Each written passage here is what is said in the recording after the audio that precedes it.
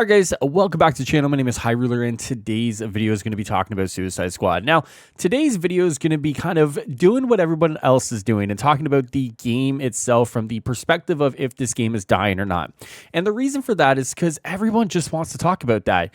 And it's really interesting because what sparked this video today is this subreddit post I was reading on the bus home this morning, and people are just kind of on both sides of it, just seemingly very upset. You have the people who want to talk about the game itself and everything going on with the game in terms of the builds and the end game. But then you have people on the other side of that conversation that are like, well, what are we supposed to talk about? You know, whether I'm locked out of the end game or they don't find it appealing, or the builds that they were doing, which would be burned for the most part, just aren't there anymore because they've been fixed. A lot of people just feel very, I want to say, disenfranchised with this game right now.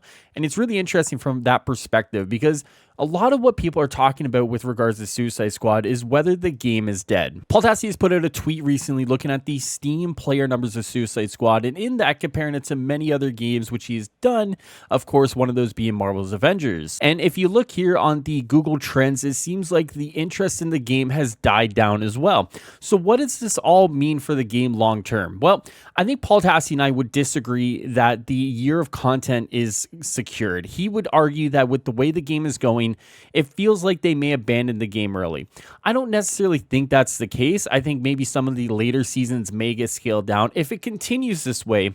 But once again, I would never use just the Steam charts to tell the whole picture because we just don't have access to that information. There have been people who have speculated that the leaderboard number position is related to the amount of people who aren't in clans who are playing the game. And some have seen that number go to 100,000 in the end game, right? Is 100,000 active players in your end game enough? And how many of those players are still active as it is right now? I think those are all great questions there. And it really does come down to how many players are going to come back for each season. Anecdotally, a lot of people that I've talked to who aren't big on the end game as it is have actually put the game down, and they're hoping the Joker season will reignite their love for the game. And in the leaks for this season, it does seem like there is a lot of optimism there. And it does seem like if this is all to be true, there will be quite a bit of content to chew on. Now, obviously, take this for a grain of salt. We don't know what is coming in the first season yet. They haven't really talked about it, but there have been some suggestions and some leaks as to what may come, including the rumored Gambit mode from anyone who knows Destiny that is coming to the game. And I think stuff like that really could reignite a lot of people's love for the game. But it really does seem like right now, if you're playing the game and loving it, you are in your own little bubble right now. And honestly, when it came to Marvel's Avengers at the start, because I've seen a lot of people compare it to Marvel's Avengers, at the start of the lifespan for Marvel's Avengers, we were within that first month. There were a lot of issues, right? I think in the first couple of months, there was probably almost like 10 patches, right? I may be a little, over exaggerating on that, but it definitely did feel like there were a lot of patches at the start of Marvel's Avengers. And we just had our first patch about 2.5 weeks after the game launched for Suicide Squad. And I would argue that's probably a pretty good thing, right? Because I would say that Marvel's Avengers launched with way more issues than Suicide Squad ever did. So Crystal Dynamics had to patch so many more things, right? But I would also still argue that there are still some outstanding issues that really do impact the optics situation of Suicide Squad. I think a lot of community sentiment right now is very upset that the fact that they patched a lot of stuff that was seemingly more in line with the player benefit side rather than anything to do with some of the more outstanding stuff that is really impacting a lot of players, right? Of course, this is meaning the end game lock or the people who can't sign on to the game still. And of course, if you guys watch that video, there are reasons for that Rock City have shared. But I think from a lot of people's perspective, there is just a little bit of frustration brewing right now. So the question remains, is Suicide Squad a dead game or a dying game? The answer is not yet.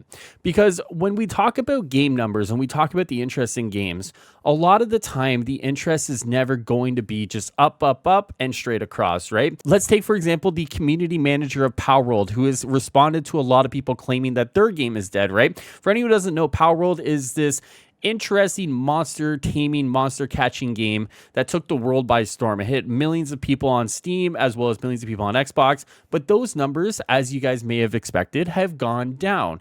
And the community manager has basically said that that's okay. It's okay to play other games. It's okay to kind of run out of things in one game and go play another. But coincidentally enough, Power World isn't a traditional live service. It's a survival game that will get updates over time, but it's not something that a lot of people would call live service versus Suicide Squad. So the question is, with a live service game that is dipping in player numbers, is there any hope for Suicide Squad to rebound? And the answer is, of course there is, right? New seasons, new content, new characters, new things to do. That will always bring players back. The question is, what percent of those players have you lost that will come back with a new season? And we just don't know yet. We don't have any of that information yet because we just haven't seen it yet. And I think that's where a lot of people just may have to wait right now. And that's never fun, waiting to see, right? And I think a lot of people are kind of worried about their new favorite game dying. And here's the case when it comes to your favorite game dying. Every game is going to die. And I've told people that if you're worried about Suicide Squad dying at any point, just go in with the expectation you get your first year of content, right? That year they've talked about, marketed, and said as much. That is your baseline that you get this year, right? You'll have those 4 seasons, and then if anything were to come after that, if you get any sort of content after that 4th season, just take it as a bonus. Don't take it as a guarantee, just take it as a bonus. Because I think people right now are expecting Suicide Squad and hoping for Suicide Squad to go years and years and years and years and years. And it very well may be the case that we live in the timeline where Suicide Squad goes 2, 3, 4, 5 years. It very well may be the case that this game does the biggest rebound and it goes so far into the future that we're all playing it and we're having so many characters and everything added. But there's also the possibility in the timeline that Suicide Squad just gives you that year. And I think for healthy expectations, we just go in with the understanding that we have this year and we have 4 seasons and that's all we have. And anything after that is a bonus. I think nowadays we've become so obsessed with Steam numbers and player interest that everything centers around this. And I think if your game is doing great, that's a great way to bring people in, right? People see that a game is taking off and they want to get in on that, right? We've seen it recently with Power World and Helldivers. These games have done phenomenal. And I think a lot of that is people want to latch on to something that's going to go up, right? That's going to have interest. That's going to be bringing people in. When a game is reportedly losing players, and you can see that with the Steam charts and the reporting that's using the Steam chart numbers, people can get very apprehensive about logging into the game, or if you haven't bought it yet, to buy it because they don't want to buy into a sinking ship. Games are expensive. Things that you want to do are expensive. So people don't want to waste their money nowadays. Hey, listen, and I get that. As someone who doesn't have a lot of disposable income myself, I know the feeling that if you buy a game, you want to make sure that it's going to last. And I think if you're one of those people, just wait until the 1st season. And I historically have said to people that if you weren't sure about pre-ordering Suicide Squad, which I definitely did not recommend, I said wait from the early access to the launch of the full game. I said by then you'll have an understanding of what you're getting.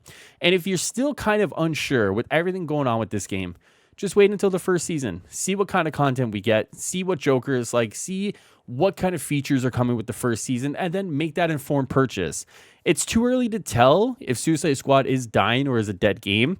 It does seem like right now, with the interest in the game being more so talked about, is it a dead game rather than, hey guys, what build are you doing? What is this? What is that? It really does seem like the ship has to be righted at some point here. And I think that's kind of where we're at right now.